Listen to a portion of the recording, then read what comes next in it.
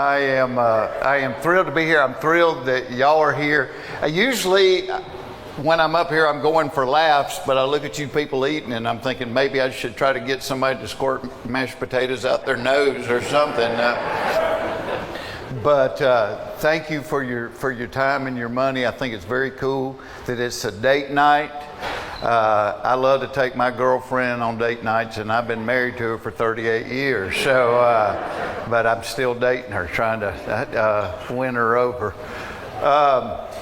You know, when David was talking about some of the things the foundation benefits, you realize the power of prayer, and I know it firsthand in my life because not long ago, my mother's flip phone finally broke. We've been praying for that 14 years, so don't give up. Things will happen on God's time. And so we ended up getting my 86-year-old mother her very first iPhone. And if you were to say to me tonight, hey Jeff, would you rather teach your mother how to text or teach your dog how to wipe his butt? I would say, hand me the toilet paper. Let's give that a shot. Teaching my 86-year-old mother to text has been a little bit of a challenge. And my daughters, bless their heart, they're texting her, trying to encourage her and everything. And she called me not long ago. She goes, I have a question. I said, what is it, Mom? She goes, what is low? I said, Mom, I have no idea what you're talking about. She said, Jewel sent me a text, and at the end of it, it said low. I said, how you spell it, Mom? She said, LOL. I said, that's not low. I said, that's laugh out loud. I said, what young people do, since they text so much, instead of typing everything out, they'll just use the initials. So IDK is I don't know, OTW is on the way. I said, that's how they do it. Oh.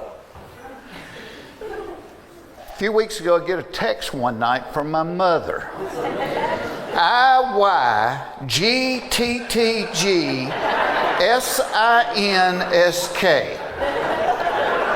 I'm like, oh God, Mom's had a stroke. I called her up. I said, Mom, what did you just text me? She said, I was doing like the girls do. I said, if you go to the grocery store, I need some ketchup. Well, of course you did. Why didn't I see that? But, you know, with my comedy, people always ask, where do you come up with stuff? And I don't look for stuff. I assume if I think something, or my wife says something, or my family does something, other people are thinking and saying and doing the whole thing. And then COVID hit, and I went 2.5 years without getting to do this at all. And I really missed it. I missed traveling. I grew up in Hapeville, Georgia. I'd never been anywhere through comedy. I've been to all 50 states. And my wife will cherry pick my gigs and decide where she wants to go. And then all of a sudden we didn't go anywhere for a couple of years, and she really missed the travel. So when it became evident we weren't going to go anywhere, my wife ordered like 4 or 5 travel magazines, and she was kind of living vicariously through them. So one night I'm sitting around the house and I'm flipping through one of those magazines, and I saw an article in there that was written by a woman trying to teach other women how to pack for a 10-day trip using only a carry-on suitcase. Let me repeat that. A woman packing for 10 days using only a carry-on suitcase. And I thought, what woman is she talking about? Barbie? My wife couldn't pack for a nudist colony in a carry-on suitcase. And now the airport only lets you take one carry-on. Well, if I'm with my wife, she has 2, and I have whatever I can fit in my pockets. But I thought it was interesting because we live in a world where people try to make everything you say sexist. I thought the article was interesting because it was only written to women. She didn't say men. Because I think men could you do 10 days in a carry-on? I could. You might be burning the socks and the underwear, but I could do it. Because I think most men pack like I do. This is the way I pack. I go in my closet and I think, okay, I'm going to be out 3 days. 3 days means 3 pairs of socks, 3 pairs of underwear, 3 shirts, another pair of blue jeans in case I spill something on these, toothbrush, razor blade, ready to go. 10 seconds of well thought out packing. That's how I pack. Now, when I go on vacation with my wife, and let me say this up front, I love being on vacation with my wife because my wife is a lot more friendly on vacation than she is at home. Something about having numbers on the door improves her attitude. Same woman that won't look at me twice at home, you get numbers on the door, she is hanging the trapeze before the bellhops to the ice machine. Love being on vacation with this girl. It's getting to vacation that is the problem, because it takes her longer than 10 seconds to pack. In fact, it takes her days to pack. And I finally figured out why. It's because she has outfits. Not a man in this room has an outfit. My wife's got an outfit for the airport. This is my airport outfit. Doesn't bind, doesn't cling. Shoes are easy on, easy off through security. I love this airport outfit. She has an outfit picked out for every single day we are going to be gone, plus additional outfits in case we go out somewhere nice to dinner. She's got sleepwear, swimwear, exercise wear, lounge around wear. So there's a ton of clothes that have a shot at making her vacation team. So what she will do is about 3 days before we're supposed to leave, she'll start pulling clothes out. And she'll lay them on the bed like flat Stanley mannequins. And she just stares at them.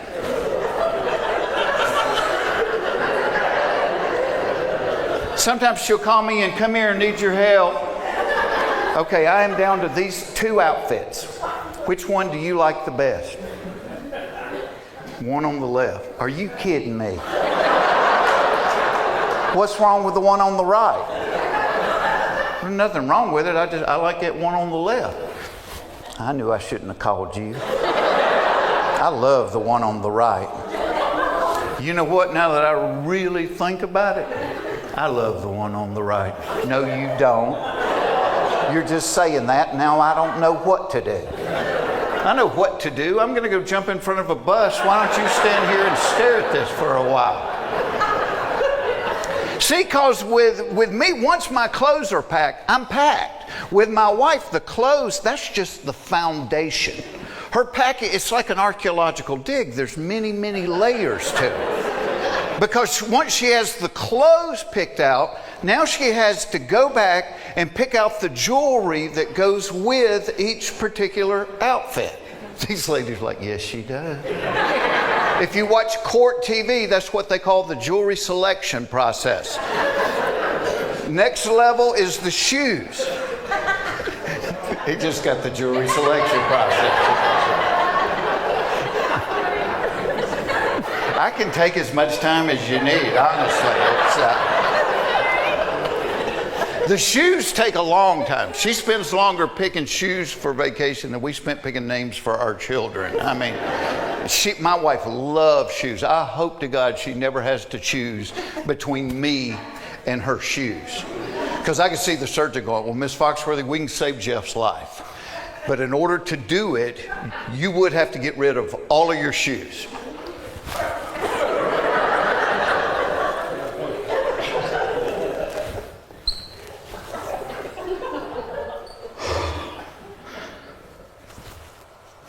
He said he wants to be cremated.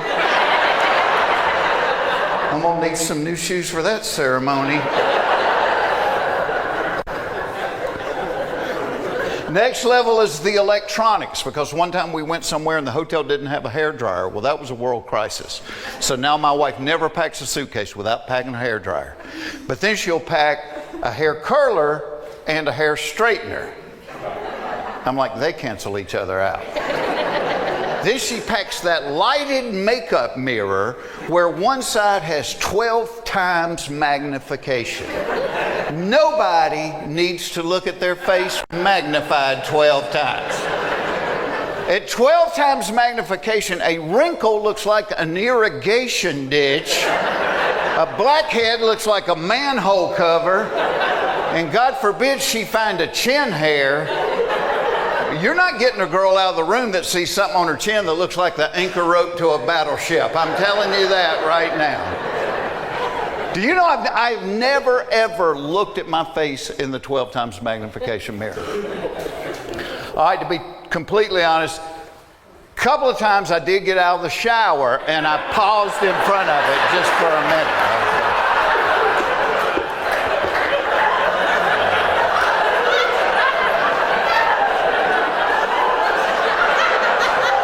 Buenos dias, señor enchilada grande.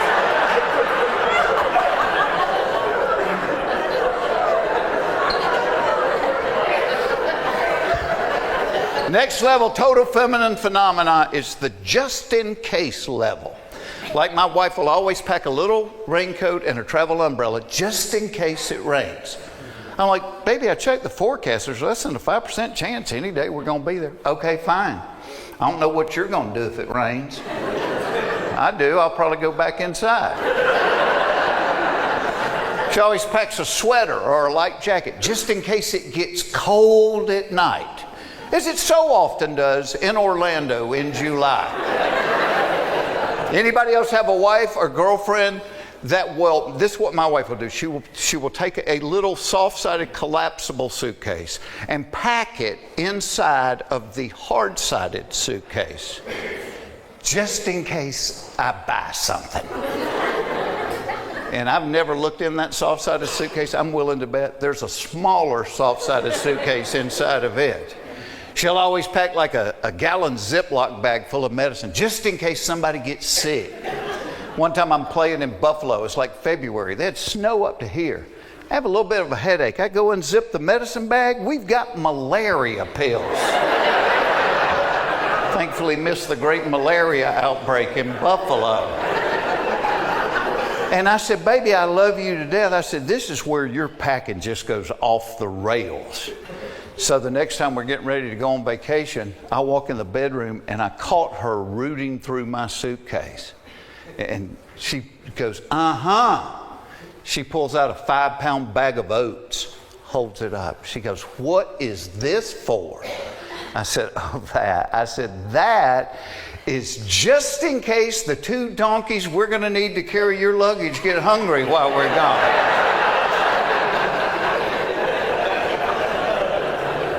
And actually, she packs light for airline travel as opposed to if we go on vacation in the car. If we go on vacation in the car, there's a fine line between packing and moving.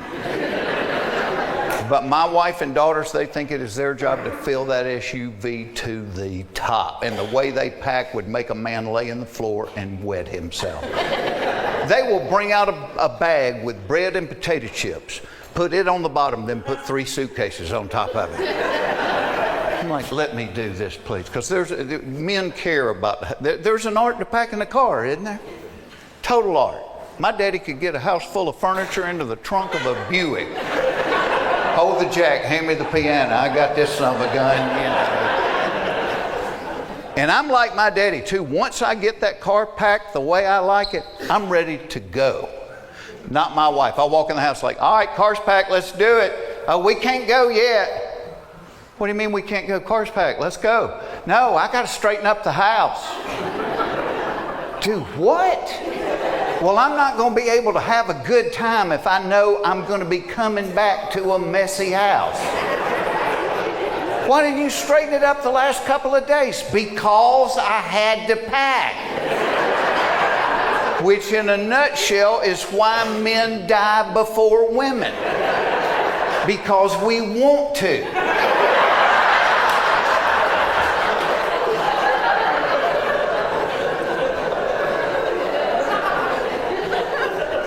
You know, I think sometimes when people invite me to speak at their thing, I think people think I'm smart because I hosted Are You Smarter Than a Fifth Grader for years. And that people always want to talk about the show. They're like, what was your favorite part of doing that show? It was like the part where they handed me the card with the answers on it. Because I didn't know any of that stuff. I'm an idiot. One night we had a lady on, she had a 2nd grade grammar question.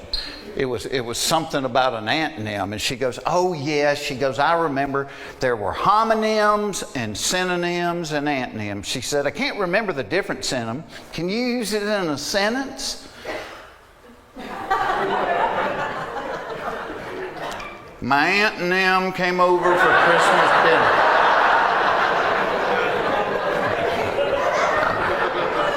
I'm an idiot.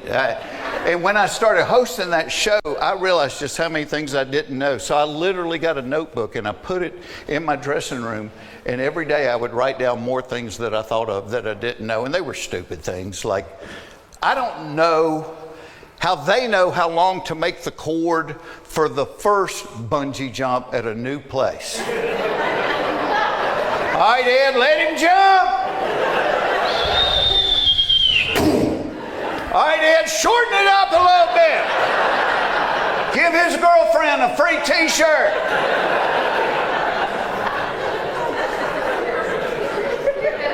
I don't know why the dentist makes you lie to him. Every time you go to the dentist, my dentist will be looking at my mouth like, ooh, you have not been flossing every day, have you? No, not every day.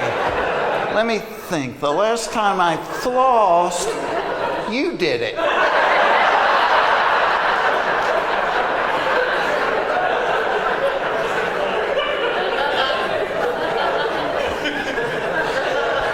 I don't know why the bank leaves the vault door wide open but chains the 25-cent ink pen to the counter. And why does the drive-up banking window have directions written in Braille? They do. Look at it next time you go to the bank. I don't know why the people with the worst breath always stand the closest to you when they talk. Like, guess what? I don't know. You have a dirty diaper in your mouth? Can I tell you something? All right, but do it quick. I can only hold my breath for 30 seconds. And you always try to offer them a mint or a piece of gum. They never take it. They're like, oh, no thanks. Ooh, I don't like the way those taste. Yeah, I can see where you wouldn't prefer peppermint to that cat turd you're gnawing on right now. That's,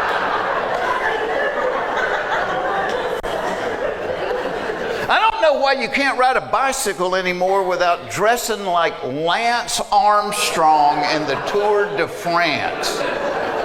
Anybody remember when you could ride a bike wearing blue jeans and a t-shirt? Not anymore. Got to have the uni. And it's not just young athletic people. You've got these fat middle-aged guys. They look like the Michelin Man in a wetsuit. And they've got sponsor logos. Who's sponsoring you, Pop? Dunkin' Donuts, all right. Pedal on, doughboy, pedal on. I don't know why my wife continues to ask every year, what do you want for your birthday? What do I always want for my birthday? What's every man in here want for his birthday? The same thing every woman in here doesn't want for her birthday. Never one time has my wife said, you know what, this year, forget the flowers, forget the presents. Why don't you just lock that door and take me to Squeal Town?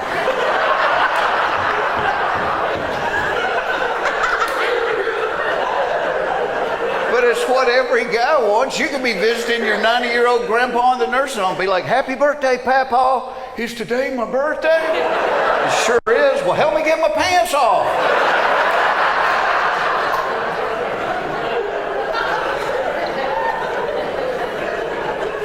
I don't know why a dog can eat his own vomit, gobble up cat poop, and lick his rear end for hours and be totally fine. But if he eats half a candy bar, he dies.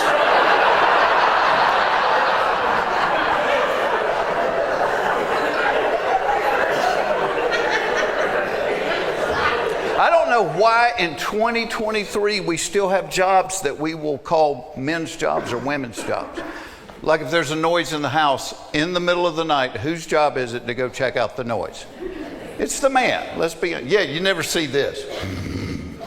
Phyllis. Phyllis. Run downstairs, see what that noise was. Hey, bring me back a piece of chicken, okay? If there's a noise in the house in the middle of the night, it is the man checking it out. In his underwear, carrying a baseball bat.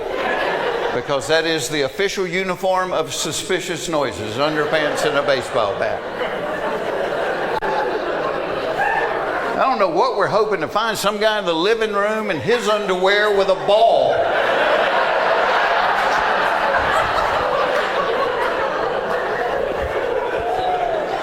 And my dad didn't even need the baseball bat, because my dad wore those gigantic boxer shorts that were always gapped open in the front. That gap was like a taser to a thief. Shut the gap, shut the gap. Here, take my wallet, just shut that gap.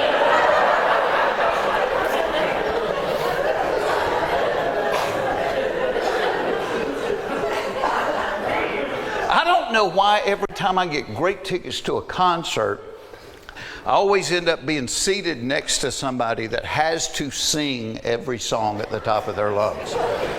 So several years ago, Simon and Garfunkel came to Atlanta.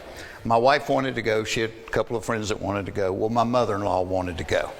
Quick backstory on my mother-in-law. My mother-in-law has hearing aids that she refuses to wear because she thinks they don't look good. But because she doesn't wear them, she can't hear a lick. She talks louder than anybody on the planet. One night, around Christmas time, we go to the movies. We're standing in the long line at the concession stand. My mother-in-law walks over to me and goes, "Don't look now, but the man behind us is cross-eyed as a bat."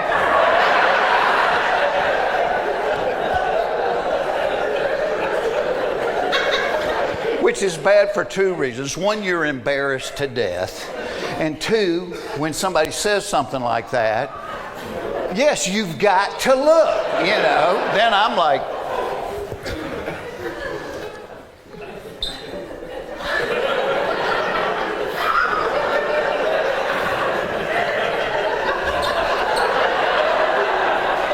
turn around, the guy's glaring at me.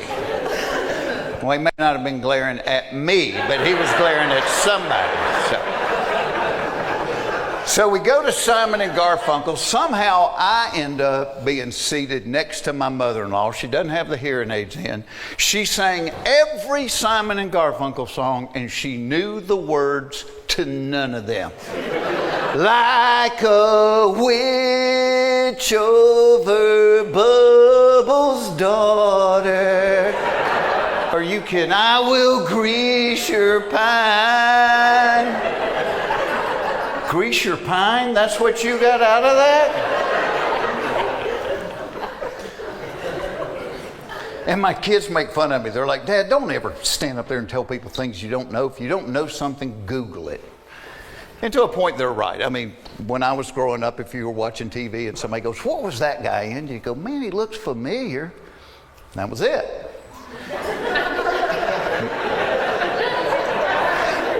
Now you watch TV, somebody goes, "What was that guy in?" Somebody takes their phone and goes, "He was the janitor on Joey." And there are a ton of things you can Google. But I try to teach my daughters, I said, what you don't understand is there's a lot of things you can't Google. There's things you only learn through life experience. I call them the facts of life, things you can't Google. Like this, fact of life. If you are trying to get to the bathroom in an emergency situation, it is not a wise idea to unbutton your pants in transit in the effort to save a couple of seconds. Because the muscles that guard the floodgates will interpret the unbuttoning as the signal to abandon their post. And the 2 seconds you saved on the button are nullified by the hour and a half you spend mopping and doing laundry. Google won't tell you that. You learn that the hard way.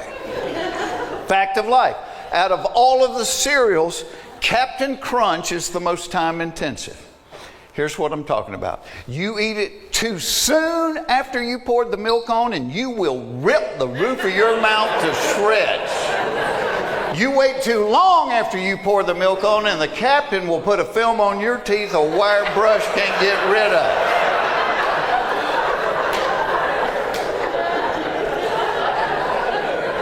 Fact of life. You can have a wife with long, beautiful hair, or you can be on time.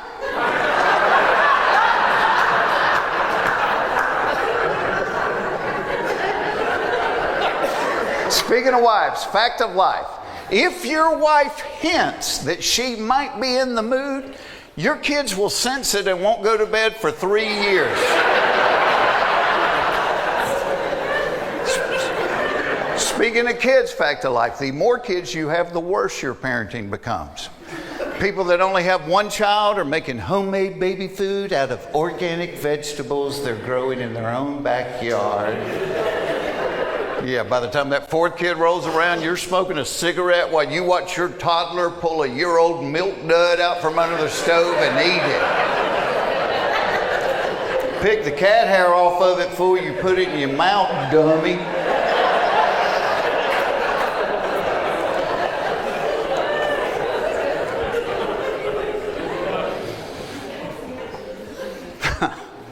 Fact of life, flying on an airplane makes you gassy. Nobody ever talks about this. Nobody acknowledges it. No, we just all take our roll-around suitcase and walk to baggage claim, popping them off like a trail horse.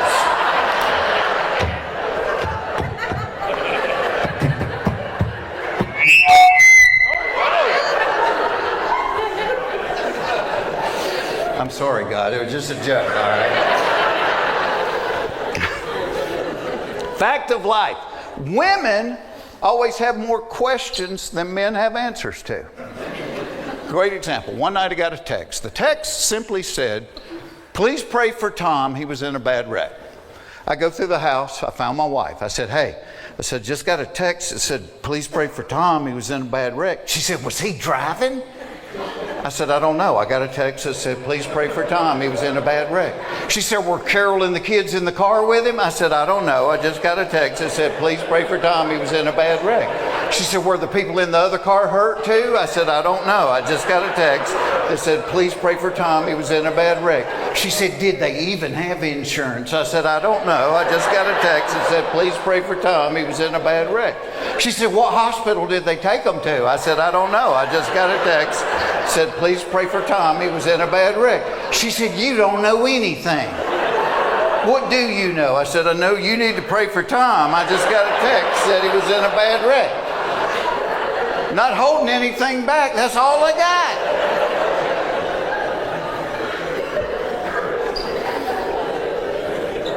Well, I have to get out of here because they have other things to do. And I have another show in November I need to get ready for. So, again, thank y'all for being here and donating your money to people that's going to change their life.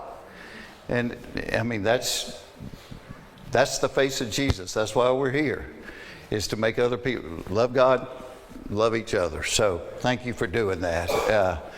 And I have such a blessed life.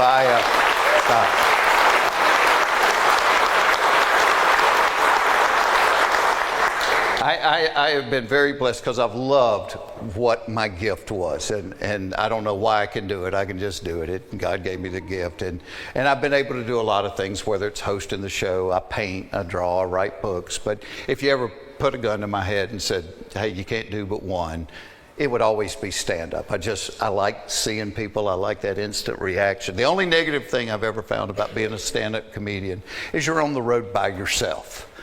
And that's why doing something like the Blue Collar Comedy Tour was one of the most fun things I ever did, because it wasn't by myself. I was with 3 of my buddies, and every night we go, can y'all believe they're paying us to do this? This is crazy. And people always say, I bet y'all have a lot of funny stories from when you were on the road together. And there are, but I don't want to tell one-on-one the other guys because they're not here, to give their side. But in conclusion, let me share one comedy road story with you about me.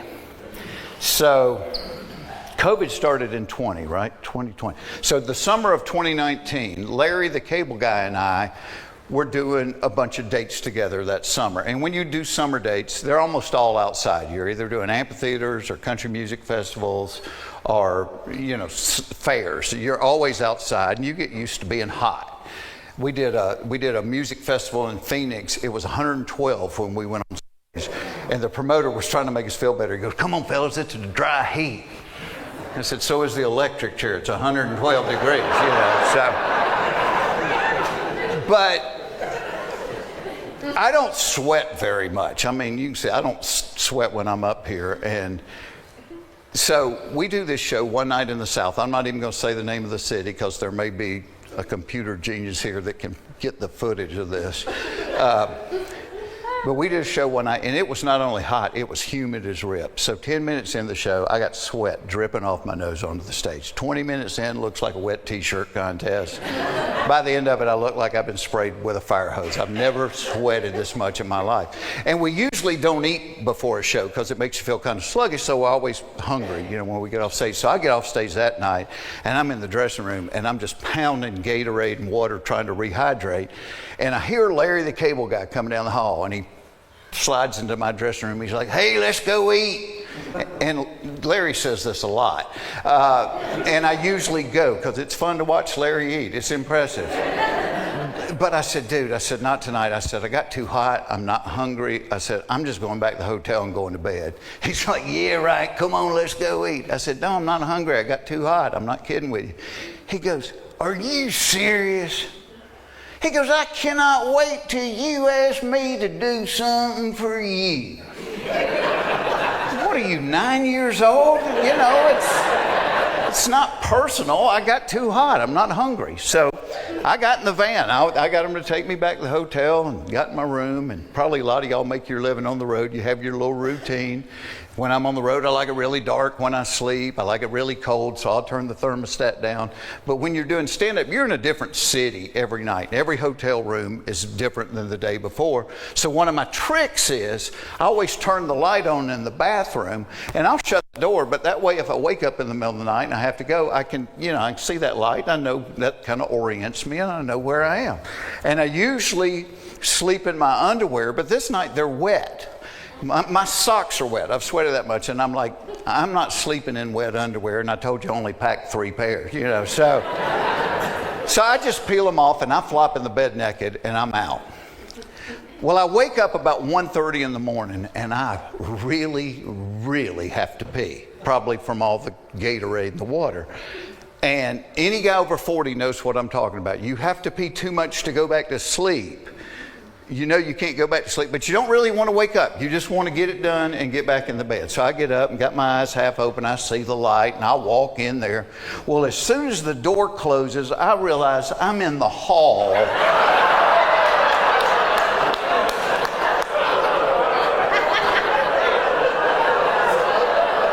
of a really nice hotel without a stitch of clothes on.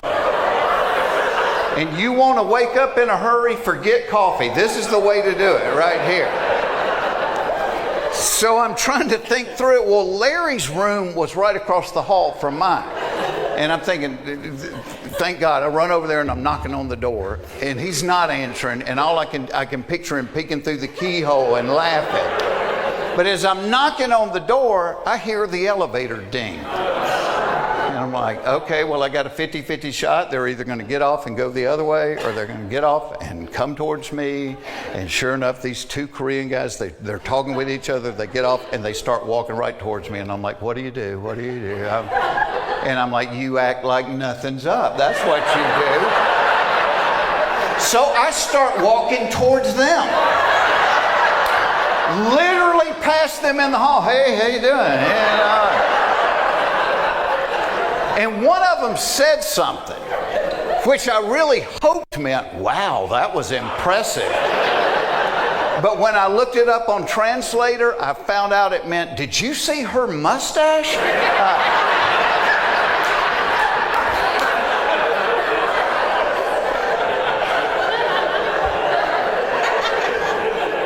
So I know I can't get on the elevator. I know elevators have security cameras, and I'm thinking, where do I go? Well, at the end of the hall, they had that exit, for the stairwell, and I'm like, at least get out of the lighted hallway. So I jog down the rest of the hall, and I get in the stairwell, hoping there'll be like a trash can in there where I can take the trash bag out and wear it like overall.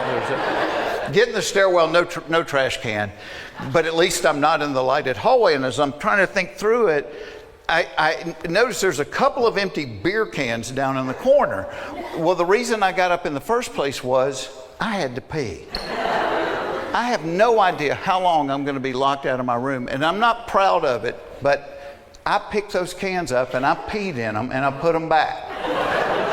I felt horrible about it, but it was old Milwaukee, and I figure whoever cleans them up will go, yeah, that's old Milwaukee, all right. But it was a really nice hotel, and they had 24-hour room service. So my thought was, well, maybe somebody's left their room service tray outside their room, and I can get that big cloth napkin and wear it like a diaper, you know. So I'm going down the stairwell, and every floor I'm opening the door and looking down the hall for a tray. And I get about 3 or 4 floors down. I hadn't found a tray yet, but somebody's left a couple of pizza boxes outside their room. Well, to me, it looks like a folded tuxedo sitting there. So I run down there, I get the pizza boxes, and I bring them back, and I go down the last 3 or 4 floors, and never do find a room service tray. But by now, it's really late. It's like 2 in the morning, and I get to lobby level. Well, I can crack the door, and I can see almost the entire lobby. I don't see a soul. I don't hear anybody talking. I'm thinking, all you got to do is be brave for 20 seconds. I put 1 pizza box in the front, 1 in the back. Walk up to the desk, the lady's working there. As I go up, she looks up and she goes, "Can I help you?" "Yes, you can." I said, "I have accidentally locked myself out of my room. Can I just get another key so I can get back in?" She goes, do you have any identification?" I said, "I do, but it's in my other pizza box." I'm like, "No, I locked myself out of my room. I got nothing." And she says, I need to talk to a manager." And she goes behind the wall, and I'm thinking, she's not calling a manager, she's calling the cops. But it's 2 in the morning, I'm naked with a pizza box in front of my junk, where am I gonna go? Yeah, so they had a bellhop stand, like a podium, and I got behind that, and I'm just waiting on her. Well, as I'm waiting, all of a sudden the front doors to the hotel open up, and in walks Larry the Cable Guy and our tour manager. And I'm like, "Thank you, God, here's answered prayer." So they walk across the lobby. Again, I'm naked holding a pizza box. Larry does not say, "Oh my gosh, buddy, what happened to you?" He looked at me, he looked at the pizza box, he goes, "I thought you said you wasn't hungry."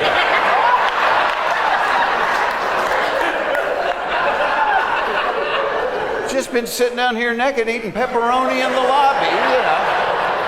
I said, "I locked myself out of my room." Well, about that time, here comes the front desk lady back, and now she's got a security guard with her. I said, "Larry, I need you to do me a giant favor." I said, "Tell her who I am so I can get a key and get back in my room." And he looked at me. He looked at her. He goes, "I have never seen him before in my entire life." And he got on the elevator and rode up. Thankfully, the security guard started laughing. He recognized both of us. He was one of the nicest human beings I've ever met in my life. He got the magic key. He rode up the elevator with me and the pizza boxes, and we went down the hall. He let me in my room. I said, "Wait here." I went in and got my wallet. I gave him a $100 bill. I said, "Thank you so much. Please never tell anybody about this." And now I'm telling y'all for free. But I got back in my room, I put my sweatpants on, put a t-shirt on, made sure I had that room key in my pocket, and I waited about 10 minutes, and I walked back across the hall and knock on Larry's door. He opens the door, he's still laughing. He's like, he goes, "I told you I couldn't wait until you asked me to do something for you." I said, "All right, you got me." I said, "Are we even?" He's like, "Yeah, we're even." I said, "Well, just to prove I don't have any hard feelings, I went and got you a beer." Thanks, y'all. God bless you. Thank